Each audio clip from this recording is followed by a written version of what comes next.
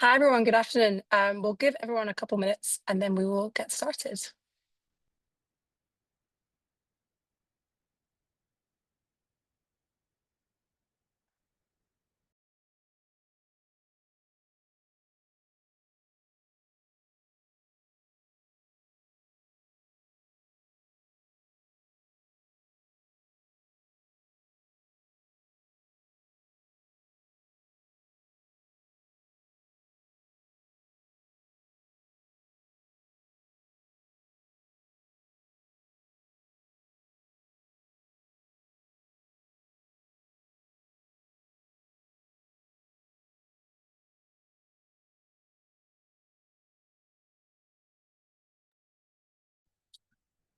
Perfect. We'll get going. So hi, everyone. Thank you all for joining our CDOP webinar.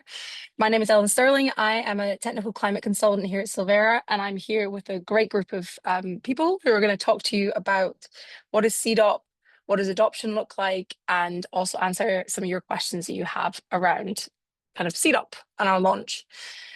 Just a bit of housekeeping. So the format of the session is we're going to be having a bit of a context setting, keynote speech from Al before we do a walkthrough of some of the tools we've launched at New York Climate Week from Rob, before we have about a 30-minute panel session with Rob, Vivian, Bonnie and Paul, and then we have about 10 minutes at the end for Q&A. Just for everyone's knowledge, the session is being recorded, so and your questions, please submit them in the Q&A box and we'll be collecting them as we go, and if we don't get to them, we will either follow up after or we will be posting a blog with some of the key outputs of the session. I'm just going to quickly go around the room and let everyone introduce themselves briefly before we kind of get started. Al, would you like to go first? Hi, I'm Allister Furey, one of the co-founders of Sylvera, and Sylvera are one of the I'm one of the co-founders of Sylvera, and we're one of the co-chairs of CDOP. Bonnie? Hi there, everyone. My name is Bonnie, and I am the principal for RMI's Carbon Markets Initiative. RMI, or Rocky Mountain Institute, is a nonprofit organization, and we are also one of the co-chairs for CDOP. So excited to be here today. Vivian, over to you. Thank you, Bonnie. I'm one of the co-founders of BlueLayer, which is the first end-to-end operating system for carbon project developers. We build tools that help project developers maximize their revenues and digitize their workflows, streamline the carbon credit management, and facilitate their certification. And we've been CDOP members since its founding. We believe we also play an important role in our customers driving and assisting them through the implementation of CDOP, particularly implementing the data schema in their day-to-day operations. I can go next. I'm Rob Honeybul, VP Engineering at Sylvera. Obviously, Sylvera, one of the co-chairs of CDOP. My main role in CDOP has been on the collaborative development of the schemas, as well as driving adoption of CDOP within the technical stack at Sylvera, which I've obviously got the opportunity to walk through today. So looking forward to talking through all the work we've done and discuss the plans moving forward as well. Over to you, Paul. Thank you. Hi, everyone. I'm Paul Young. I'm CTO and co-founder of Kita. We insure on carbon credits, and as an insurer, data is our lifeblood. We're one of the founding members of CDOP and an early adopter. Perfect. And we also have Olivia here, who is supporting us from an organizing group. So just wanted to welcome her as well. Perfect. Al, I'm going to hand over to you to give us a bit of context around what is CDOP and kind of the work we've been doing and why we've been doing it. Fantastic. Thanks, Ellen, and wonderful to see the volume of participants, over 140 is wonderful. So yeah, I'm here to set the scene. Get everyone up to speed, just with some basics, so everyone's got the foundation for the conversation ahead, and B, get everyone as excited as it's possible to be about data standards. So I'm just going to do 4 questions over the next 5 minutes. 1, what is CDOP on a basic level? 2, what is it not? What isn't it? 3, why does it exist? A lot of work has gone in, as you'll see. So why are we doing that? What will be better now that it exists? So I'm going to run through those so everyone has a bit of a foundation, and hopefully the last question will tick the excitement box. So what is CDOP? It's an open standard for describing carbon projects and their credits with data. So it's effectively a digital format.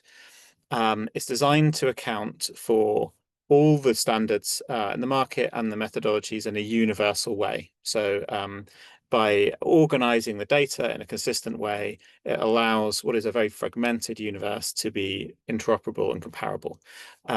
So that's what it is.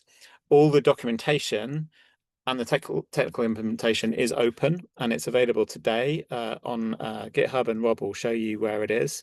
There are versions available in Excel format for less technical people, as well as the JSON schema as well. So it's designed to be as easy as possible for people to use. And just to double down on the openness, the schema as it is now is a product of an open engagement process, over 50 different actors in the markets, covering a range of practitioners, a range of stakeholders.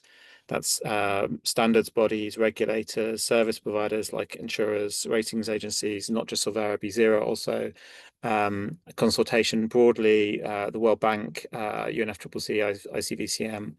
And to their credit, 16 organizations shared what you might have thought of as their own IP or work that they put in the past, and pulled that so we can sort of work towards a universal standard without reinventing the wheel. That's absolutely not been the intent. The goal is to have the minimum amount of work for the maximum amount of effort, and everyone's really contributed. It's been fantastic. So what is it not? So it's a way of describing information and a structure for that. It's not a standard. It's not a methodology. And by virtue of being a way of describing information, it doesn't mean that all the information is somehow served. It's not a meta registry or a library of information. I think there tends to be a confusion, and it doesn't replace efforts to aggregate information. By having a well adopted standard, it would make things like aggregating registry information much easier, but it doesn't do that in and of itself. It's a tool for people to make their lives easier, which is probably a good segue to the next question, which is really like, why does it exist? At the heart is transparency and interoperability, and basically removing costs and frictions. Carbon projects are, by their very nature, very diverse and complex. Diverse because you have many dozens of levers to reduce emissions, many dozens of levers to remove CO2, and they need to be adequately defined. But so you have a lot of depth and a lot of diversity.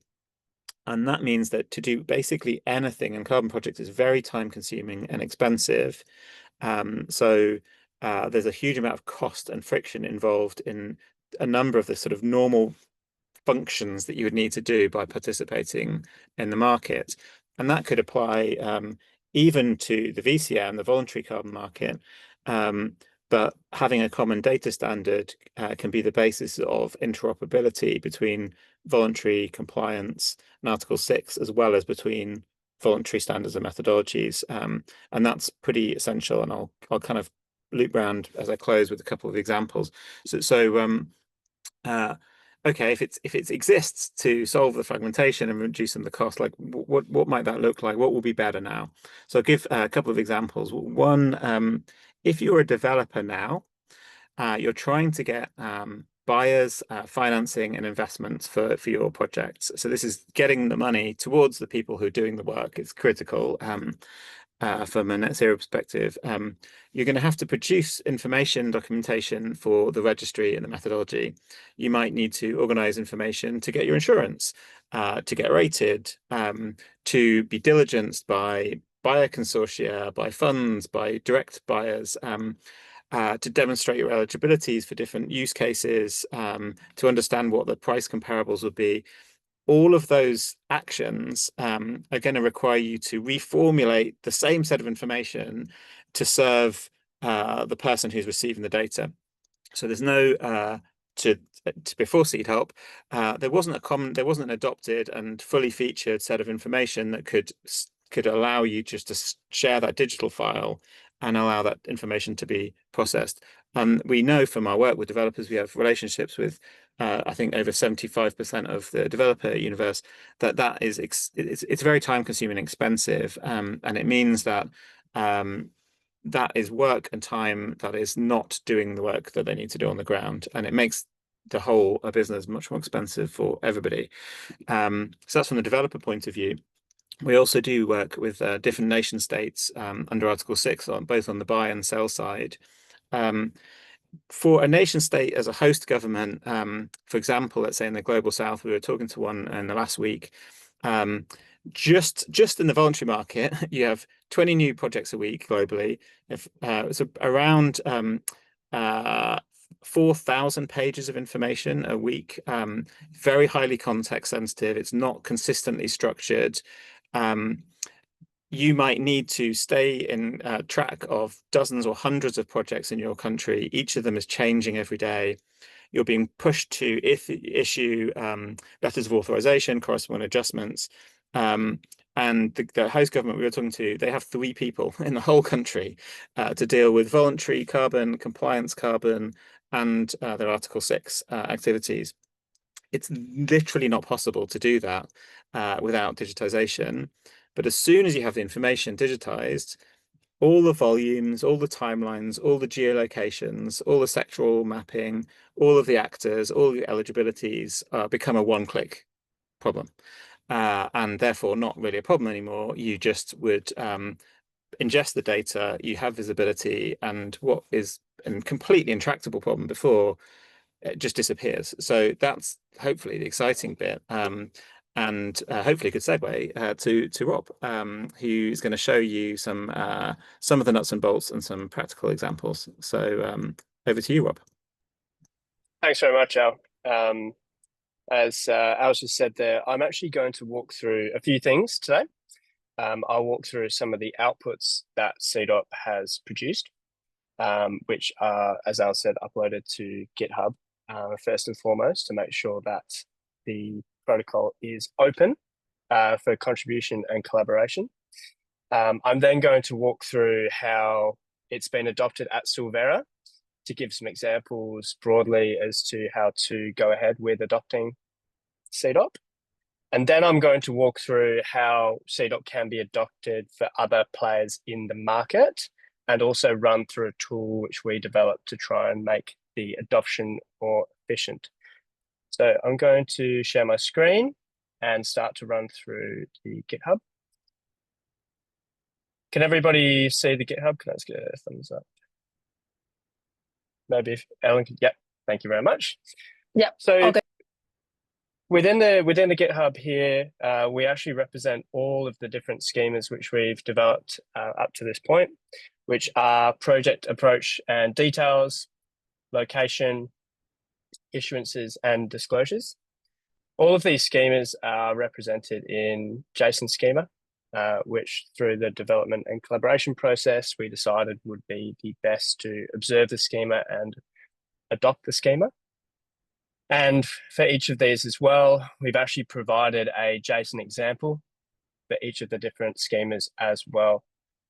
We felt this was an easier way to come in and view a practical example of how CDOP would be reflected and how it would look practically, which again is useful for adoption. So the other thing that we have published as part of this as well is a diagram, or a few resources, one being a sort of visual diagram of how we represent the different entities and relationships between the different schemas as well, which is a PDF document which can be viewed. And one of the things, obviously we've spoken about this being an open and collaborative exercise, something which we are very passionate and strong on making sure that everybody is aware of is that CDOP is not a static production. It's something that we want to be adapting over time. We want to make sure that as people adopt it, feedback is listened to and incorporated. And so we felt that GitHub was a really good place that people can raise issues, have discussions, and we can use that as a central point effectively for making sure that we can incorporate any feedback necessary. So now I'm going to move over and show how Sylvera has actually been adopting CDOP. So if I click through. So we've adopted CDOP in two manners. One has been through our external ratings API, and the second has been through our carbon analytics tool. So running through the first example of, I'll show a different screen, of the Sylvera ratings API, what we'll show here is effectively, we now have available through the Sylvera platform a way that you can pull all of the projects which we have rated, and that will return back project information as well as the actual Sylvera rating in CDOP format. So I'm just showing this here. You can see that by curling the projects API, we can then see all of the project information reflected with various identifiers as we've dictated through the CDOP schema for the project approach and details. We reflect a project description, links to registries, as well as the actual Sylvera rating information as well. And customers of ours are already pulling this data from Sylvera through the CDOP format. So there's a practical example of where we have already moved forward with adopting CDOP. The second example I will be showing is the carbon analytics tool. And the way that we've used CDOP in this context is by allowing people to actually ingest CDOP payloads into our carbon analytics tool with project details and location information. And then once that data has been ingested, we can actually process the information and return analytics to that. So I will just present again.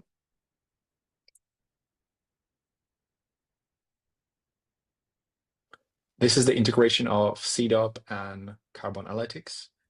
So in carbon analytics, the user brings their own data, most importantly, a boundary, and automatically gets statistics results based on Sylvera's data, most importantly, the biomass data. And normally I would have to fill in all of that data myself as a customer, but with CDOP, I can just put in a CDOP file. So I have one right here. I put it in and all of the data is filled in. This is actually quite useful. I'm using it myself because I don't have to type in things. I can just put in a file. So that's actually really useful. After that, I could start the analysis and I can look at the results. And so if I look at the results here, there is a new button, CDOP. And if I click that, I will get a JSON file of the CDOP structure that has the information that carbon analytics knows. And if I go in the analysis results, I can see like this is the kind of metadata that I know, and I can download a CDOP file of it. This is not full CDOP metadata. I think there's required fields like project documentation link and so on. And carbon analytics doesn't know that. However, in the future, what we could also do is connect this with the full project lifecycle and the data that we have around the project at Sylvera. And then we could actually serve a full CDOP file of that project for the analysis that is connected to an existing project. But other than that, this is already really useful. I can just put in a file. I have the fields pre-filled, and I can get a start of a CDOP file if I want to create one for my analysis or my project. Something that's really important to note with both of these examples is obviously from a Sylvera perspective, we have implemented these. The benefit to the broader market is that any other ratings providers, any other providers of geospatial analytics, for example, can use exactly the same format for either displaying their own data or ingesting in data. And that means that people who have to share data with multiple providers can do so using a single format, which massively reduces the overhead for which a developer, any other player in the market would actually have to format the data and share it. So we see massive efficiency gains across the market by adopting this. So moving forward, talk about how some of these other market actors can actually adopt CDOP. So as Al noted before, today, data has to be reformatted for every transfer between market participants, which is obviously going to be a massive loss of efficiency. If for every time we have to share data with another partner in the space, we have to do some bespoke technical work to do so, you can see that that doesn't scale. However, with CDOP, the data will remain the same structure across all the different market participants. So project developers can share with insurers, you can share with governments, you can share with industry bodies, ratings agencies, registries, in exactly the same format, depending on who the actual player is within the market. So to dig down into a couple more practical use cases, with registries, if you are leveraging CDOP, that enables data distribution consistently. It eliminates any technical overheads which might come from custom integrations, and obviously simplifies reporting to regulatory and oversight bodies because there will always be a consistent format for which that data is shared. In terms of RFPs, as an example, CDOP will enhance comparability between bids if the data is going to be shared in exactly the same format. You can easily compare bids between different bidders, which again reduces the sort of overhead that has to come from standardizing data as the sort of owner of the RFP, and obviously scales the procurement process from that point. And then from a developer perspective, obviously CDOP is a critical component of streamlining sort of due diligence processes and registry submission. Obviously that would typically be a long, drawn-out, inefficient process of having to reformat the data to submit to different registries. But again, if people were able to adopt CDOP when submitting data into the registries, then that, again, reduces overheads massively. So we talked about adoption. I've obviously shown a particular way that Sylvera has used it. We've then talked about how other market actors can go ahead with using it. Something I will show is we've been laser focused on trying to make sure that the adoption process is as low friction as possible. So one of the tools which we have developed as part of this as well is a schema validator. So to make sure that your schema is compliant with CDOP, we have developed this tool. This gives a listing of various different schemas which we have created with examples. And what you can do is then going back into the schema validator, you can actually paste data for project approach and details, for example, run validation and make sure that this is obviously not the right one, posted issuances. But if you post the right schema and you put it back into the schema validator, you will see that it's a valid schema. If you were to obviously put in invalid CDOP schemas at this point, that would show as invalid. And that really acts as a guide to make sure that when you're doing the technical development work, to make sure that your payloads are schema CDOP compliant, that you can do so using this tool. So that's a bit of a wrap up of the outputs of CDOP to this point, some of the adoption resources that are available, as well as how Sylvera have adopted it and how other players in the market can adopt it. So back to you, Ellen. Real. Thanks, Rob. I can see we've already got a few really great questions coming in, so please keep them coming, and we'll come to them at the end. So now I wanted to jump into our panel session. So starting with our kind of first question. As many of you know in the call, and as we've kind of been talking about for the past 25 minutes, this lack of data standardization in the carbon markets is like a significant waste of time, resources, and also adds additional complexity to the market that fundamentally we don't need. We all know carbon markets need to scale, but at the moment really struggles and lacks that infrastructure to do so. So couple of good examples we often think about is the Berners-Lee moment with the adoption of HTML or www. Or open banking. So those are kind of where we're hoping to go with CDOP and with our work in carbon markets. So Vivian, my first question is for you. In light of these challenges, it'd be great to hear kind of get a general sense of the time and resources that it takes for BlueLayer to clean, translate, and consolidate data. Absolutely. And maybe I'll start from a more basic place and say that, being an operating system for developers, and given the carbon credits are effectively a digital good, data is really at the center of what we do. And I know that there's already some questions, in the chat about how project developers themselves can adopt CDOP. One way is through your partners, and particularly through your data partners. And so we help our clients put their data into the right schemas, keep their data into the right data structure, and share that data externally. And so we host our customers' data, and so we see it as our responsibility to take what Rob just showed and help particularly smaller project developers get that used in the right way and implemented in the right way.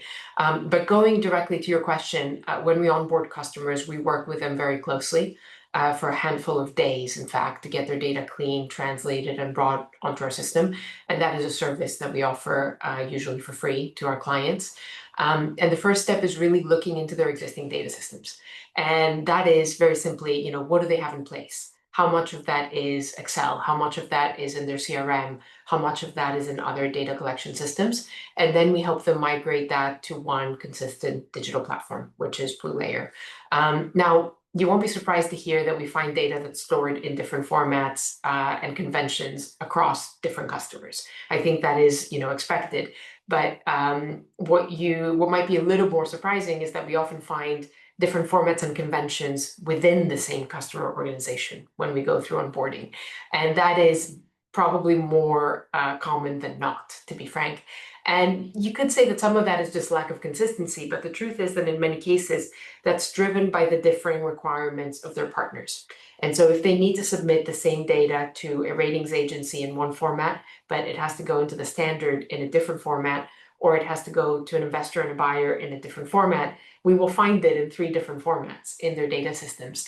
That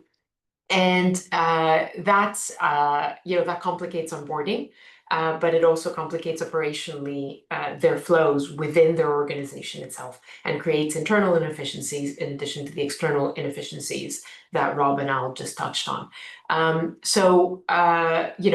Through an onboarding, you can resolve some of these inconsistencies, but also through, clever software automations, we can detect data inconsistencies and we can bake in just enough validations to make sure that when data comes in the future, because of course, cleaning up and scrubbing data is not just about onboarding in the beginning, but it's about every single data entry that happens in your operating system after that point. We need to create enough data validations to make sure that data continues to come in a consistent format without making that data entry too cumbersome, so that that is just difficult to do for the customer. So this is a balance.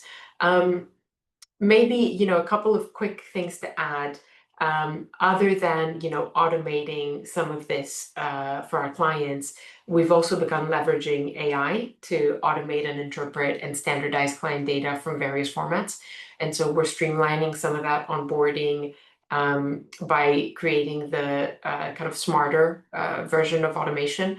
And the good thing about having the data stored in a CDOP compliant setting is that not only could you extract that into a CDOP file, just like Rob showed, but you could also convert it for stakeholders that are not using CDOP in a more consistent way.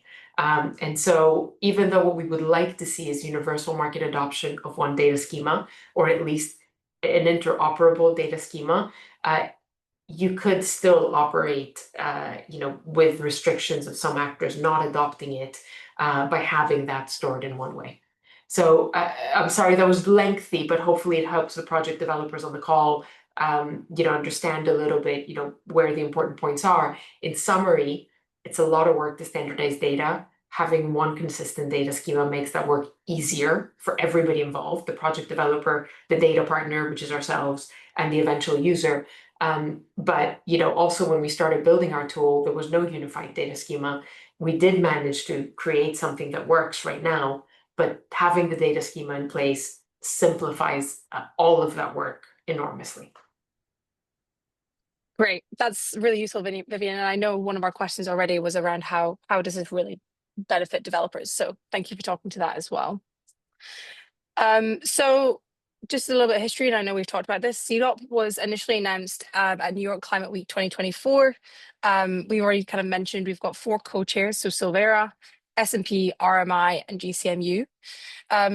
over the past year, we've had over 50 organizations participate as committee members through 2 different working groups before we then launched our V1 of our schema this New York Climate Week, so about 3 weeks ago now.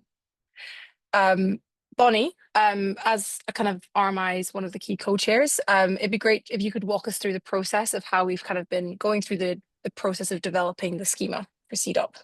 Yeah, absolutely, Ellen. Happy to give all of the participants on this webinar a little bit of a peek behind the curtain of how we actually came up with the CDOP version 1, which is what you could see on all of the GitHub pages and is open and launched right now. And I think one of the very first places that we started at is recognizing if we want to be able to create a CDOP, a common data open protocol, this really needs to be able to start from the various stakeholders of the VCM and really being able to have active participation and representation from the different stakeholders, understanding what their needs are and being able to co-create together. Because ultimately you have to create something that people actually can use and will adopt. And so we need to start with that baked right in into the process of how we create CDOP. And so that's exactly what we did. We have 50 plus members of CDOP. All of these members are invited and are active participants in the creation process of the data schema itself. And we started from a place of let's actually go out and collect what are the existing public data schema for carbon credits that are available. We collected all of those. And then we also asked for the member organizations if they have data schemas that they are willing to share and contribute to the process. And so that's, we have 16 different schemas that we are working from and are collecting. And from there, we worked across the membership to be able to map out and understand where there are differences, where there are similarities, and be able to start a harmonization process to propose what actually should exist in the CDOP schema that we propose. And in that process, we have all of the members come together in small working groups and go data category by data category. We started from the pre-issuance portion of the carbon credit lifecycle, and then we started with the 4 different data categories that are available and public now.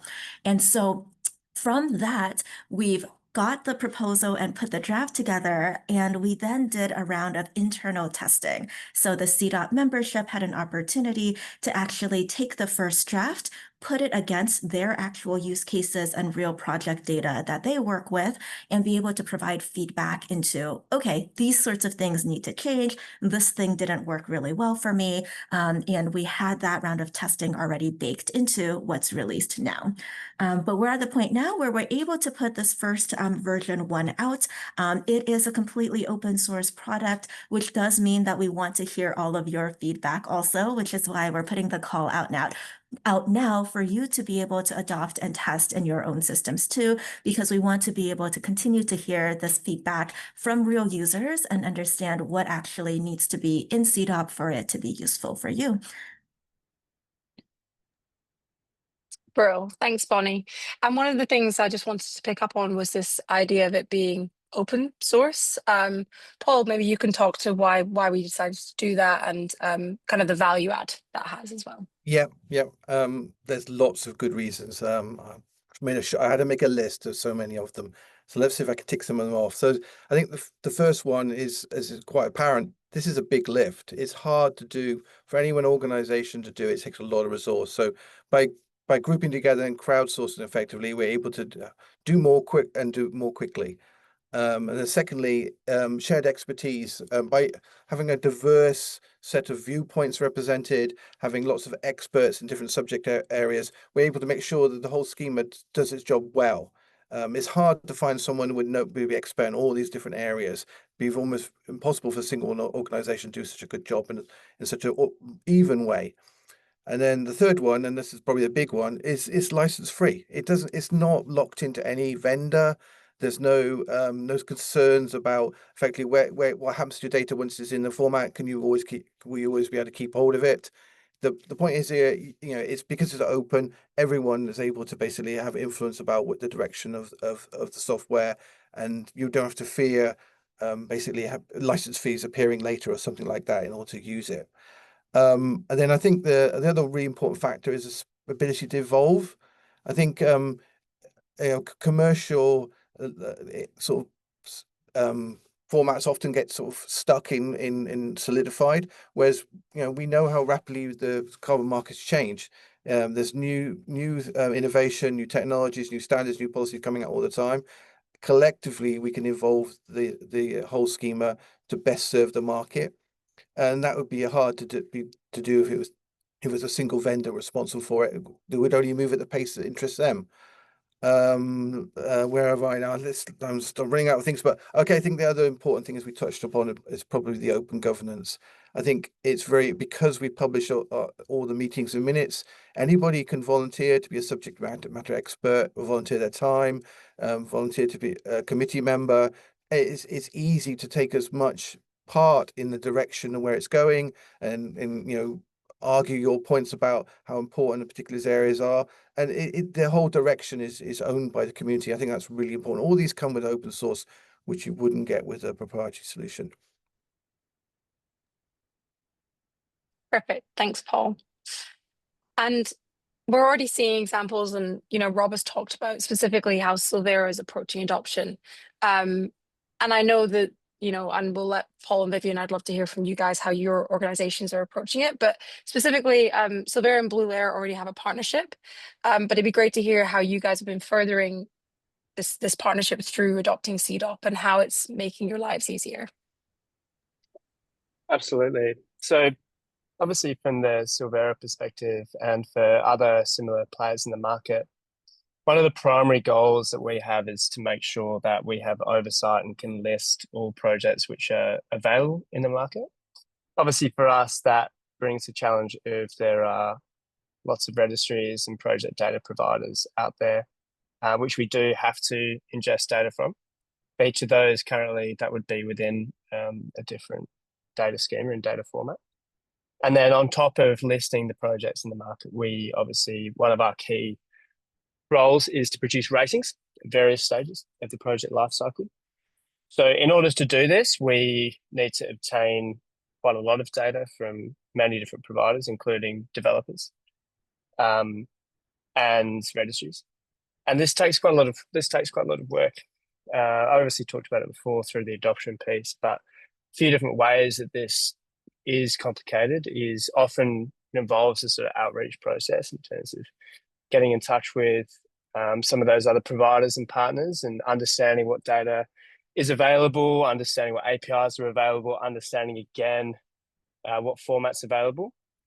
On top of that, we then have to work to develop the infrastructure to outreach and pull in from those APIs and reformat the data, see if any data is missing, make data requests for further information if required, and then ingest the data into the platform as well. So the efficiency gain that we can see in this context with CDOP is evident in so many different ways. That first initial outreach from a partnership perspective reduces. Instead of having a conversation of what data do you have, how is it formatted, effectively, if we know we speak the common language at CDOP, that conversation becomes very, very low friction.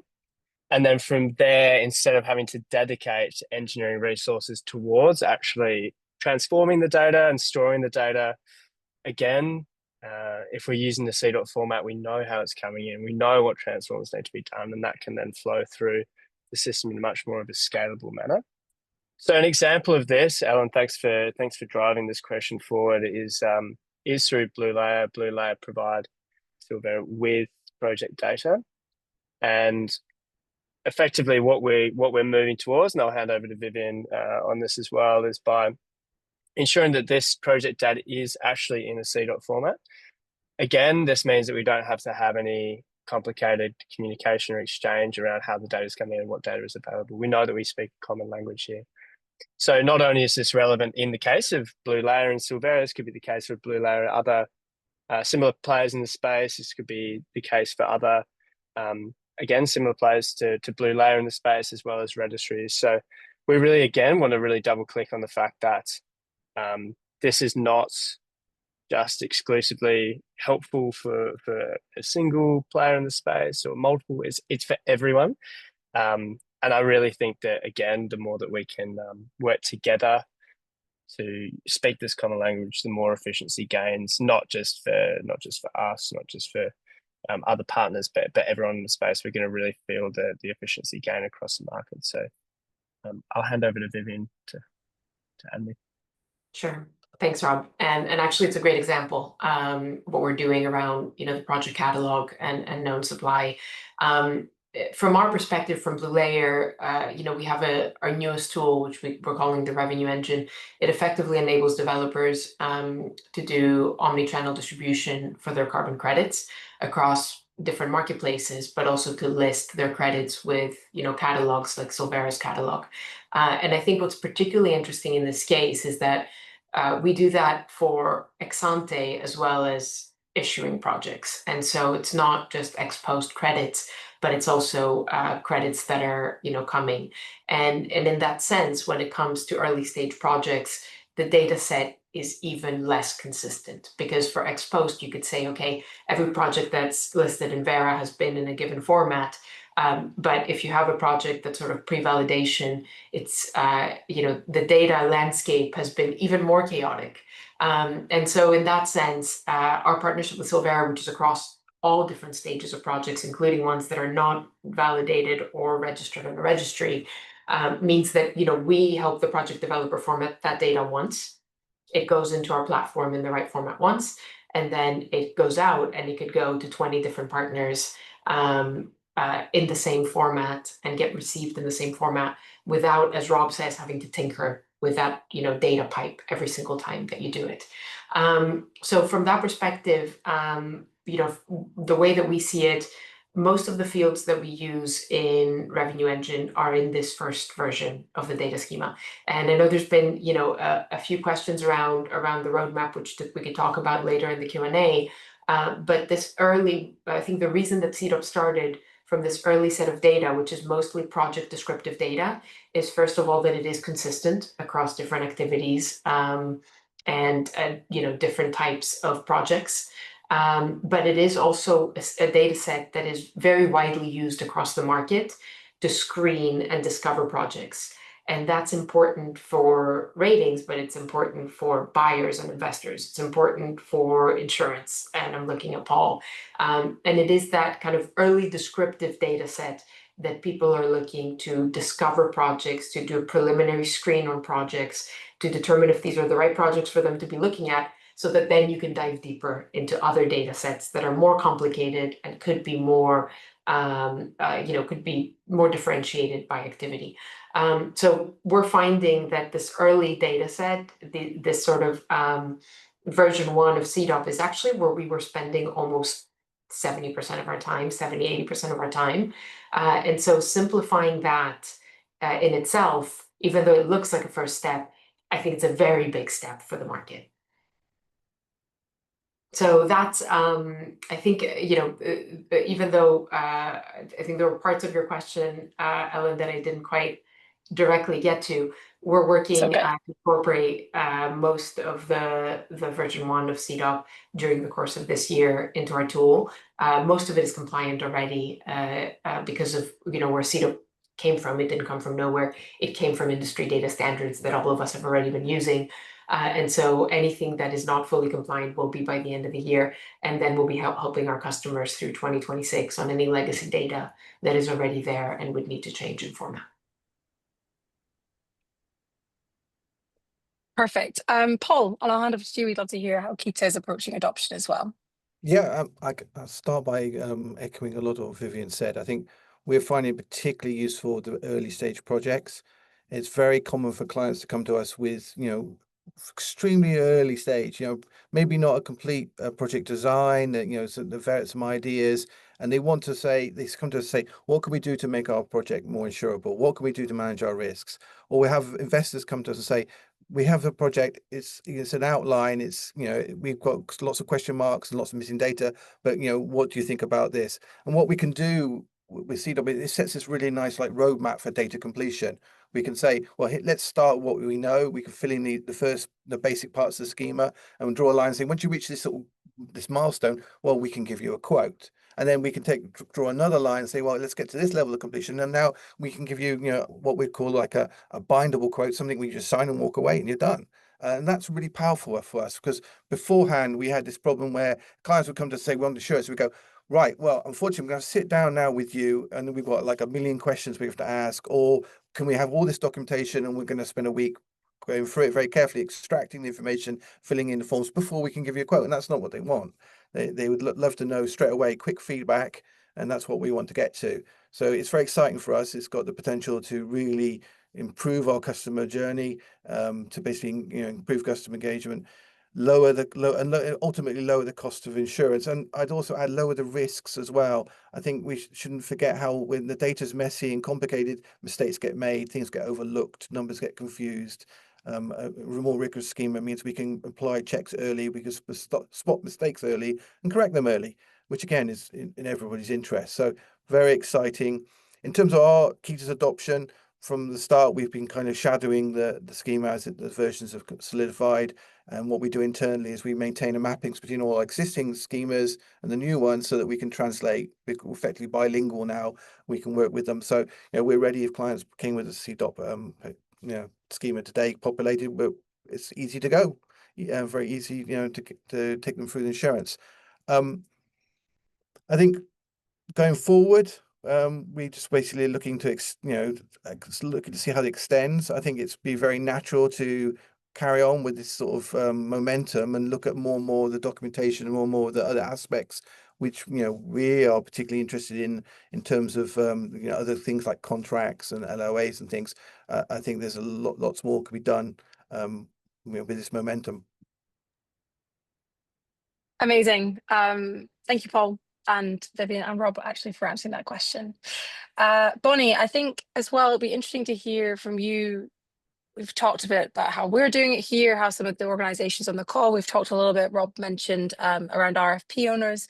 Is there any others you'd like to specifically call out as use cases?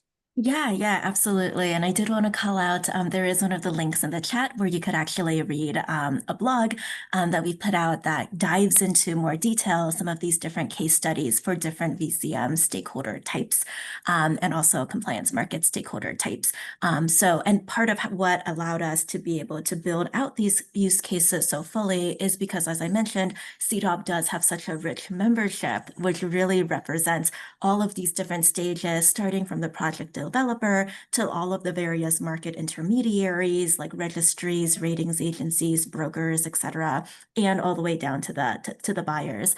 And so we were able to map out this chain and already identify some of these cases where we see the most use for CDOP to come into play. And when we boil it down to this most simple case, CDOP really just makes that exchange of carbon credit project data easier from any party to another one. And so because there's so many different actors, there are plenty of cases where that exchange is happening. And as Vivian and Paul were describing, we focused on this pre-issuance portion of the carbon credit lifecycle first, because we are seeing this shift where there's more and more interest in wanting to understand what is happening already with the project in its earlier stages. This really allows us to be able to have more foresight and understanding of quality. And this is the area that currently is the most murky and the least defined. And so being able to have that common data standard in that portion, we saw as a really solid opportunity space for us to be building in. So one more example that I did want to call out is RMI at the most recent New York Climate Week last month actually hosted a workshop really focused on this RFP issue. So we were able to hear from buyers who were wanting to figure out what's the best way for them to design an RFP, have the right data component so they can make a good purchase decision and do their due diligencing appropriately. And there was, especially for some of the buyers who are interested in doing it for the first time, perhaps, a lot of interest in wanting to understand, where do I start? And do I actually have to start completely from scratch? And so this is a case where being able to look at something completely open source like CDOP actually gives you a starting point for understanding what are some of these data fields that are important for me to incorporate.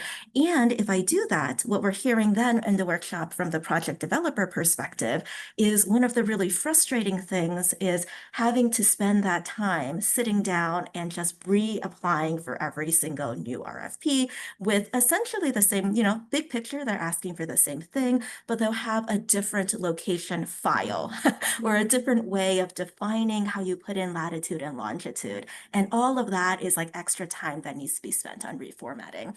And so these are some of those easy pieces where we're seeing, hey, you could actually get all of the information that you need and you want for due diligencing. But if you're able to have this guide like CDOP that shows you what to ask, how to ask it, it could get you what you need to be able to make a good purchase decision, and also will make it much easier for a project developer to be able to submit into you, and will then allow you to be able to have access to more projects if it's easier for more of them to be able to share. So I think that's the sort of thing where read the blog to be able to understand some more of the case studies we've already mapped out. Get in touch with us, because as you're sort of listening to this webinar, maybe ideas are sparking for you as well. And we want to be able to understand and build out for the use cases you have too. Amazing. Thank you, Bonnie. And then just to wrap up the kind of panel element of the session, Paul, we'd love to hear from you. Kind of what would you say to people listening just now? What would be their call to action for CDOP? Oh, that's an easy one. So I'd say find an hour in your day, find an hour in your week, go to the website, have a look at the documentation, try out the adoption tool. It's surprisingly easy. It may sound a little bit daunting to start with, but if you sit down and do it bit by bit, it's not too hard to map your data onto the schema. And once you're done, you're done. You've now got a data passport, which you can go and take around to all your partners. Definitely is worth an hour or two of your day. Amazing. Yeah, I think that's great. And Rob, sorry, are you just going to jump in? Just going to say as well, I think there'll be a message at the end of the webinar, which will pop up on screen in terms of adopting it. Obviously, Paul set the stage for the simplicity and efficiency, which is something we've worked very hard to maintain. We're also happy to do some outreach as well around helping people be guided on how exactly they can do that. So members of the working groups and co-chairs would be happy to engage with that as well. So yeah, please feel free to fill out that form, and we can be in touch from there. Perfect. So we have about 8 minutes. Thank you for all your questions. There's some really great ones in there. So we'll just try and get through maybe like 3 or 4 of them before we wrap up. Bonnie, my first question is to you. So some of our questions around how we've talked a lot about the voluntary market, but some people are interested in understanding how we'll interact with compliance markets, particularly Article 6 in future. Yeah, fantastic question. And I think that is one of the pieces we are seeing is increasingly an overlap and convergence across the voluntary as well as compliance markets. And Article 6 is a really great opportunity. As we mentioned, the first version of CDOP is actually focused on the pre-issuance component of carbon credit data. And so we haven't done as much interaction with Article 6 at this point in time. But as we continue to build out CDOP so that it covers the rest of the carbon credit life cycle, we will absolutely work to be able to consider and stay in harmony with other data efforts such as Article 6, similarly to how we've done that currently with this first set of data sections, such as working together with CAT Trust and CDSC. And so very much we don't want to create a new completely separate thing. We want to be working together with the other data standard participants. Nice, thank you. Another question we had was what is the next steps for CDOP? So we've talked a lot today about, we've obviously had these 4 schemas we've launched. We're looking specifically in the pre-issuance space. We're kind of thinking about Article 6, but and maybe, I'm not sure, Rob, would you be interested in talking about this? But or happy for anyone else to jump in, but what are the key next steps? Yeah, absolutely. Thanks, Ellen. Effectively, we want to try and map out the key data structures and components of the carbon markets. I think something, again, that I'd really like to hammer home the point of is that needs to be a collaborative exercise. We've got some ideas on what those schemas could be that we want to adapt and we want to develop. However, again, and there's the outreach point, be really interested to hear what people would think would be most valuable to map. Keen to hear from different people across the market, buyers, developers, registries, on what is the most valuable schema to map. We'll go through a very similar process in terms of outreach, trying to understand how people currently model that data, then going through an aggregation step to make sure we have reflected some of the key fields and relationships, and then going through an internal testing phase to make sure that we agree on how the data should be represented before uploading it to GitHub with examples. I think the other thing that's obviously relevant is as we start to roll out and adopt CDOP across different players within the market, something that will be evident is some people might have data that isn't currently reflected in the schemas. They might have different ways that the data needs to be represented. Again, that's something that we are very flexible to reviewing and making sure it does cater for everybody. If it doesn't cater for everybody, then to some degree that needs to be reviewed. So the key messages really are developing the existing schemas that are in place and working and collaborating to make sure that we reflect other schemas and data products which need to be reflected in the market as well. Nice, thanks. And then I'll open up to the floor. Happy for anyone to answer, but how does CDOP's co-chairing committee kind of govern the schema and then manage that process?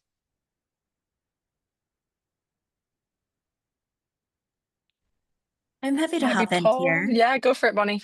Yeah, sure. So that's one of the pieces where when we talk about being able to launch various versions is really recognizing that there is going to be changes in the carbon market and also additional pieces of CDOP that we continue to build over time.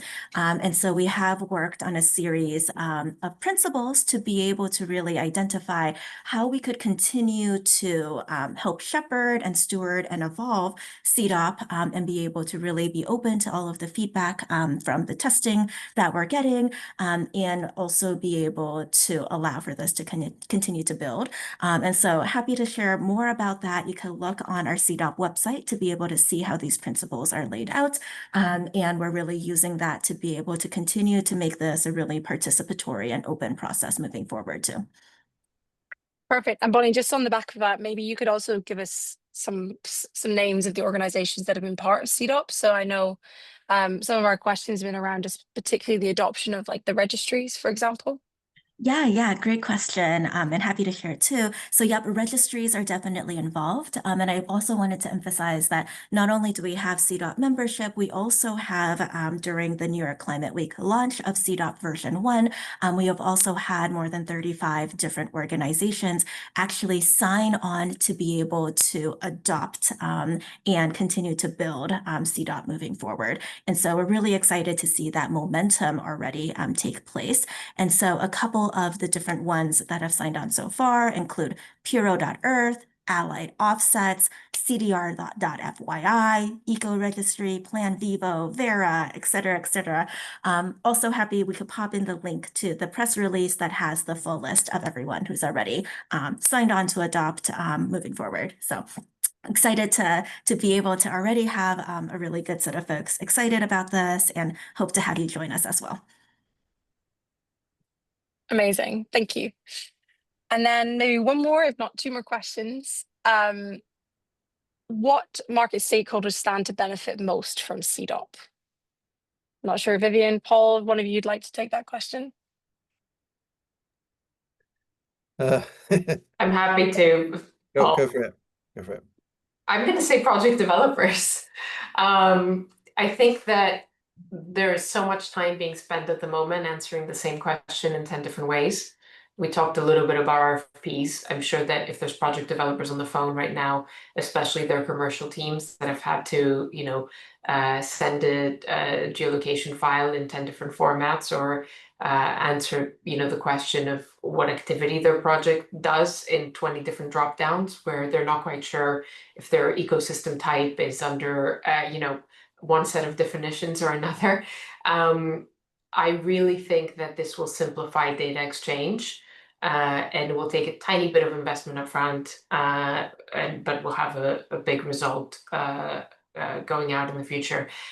We see that we help some of our clients just with, compiling their RFP answers and getting them in the right data formats.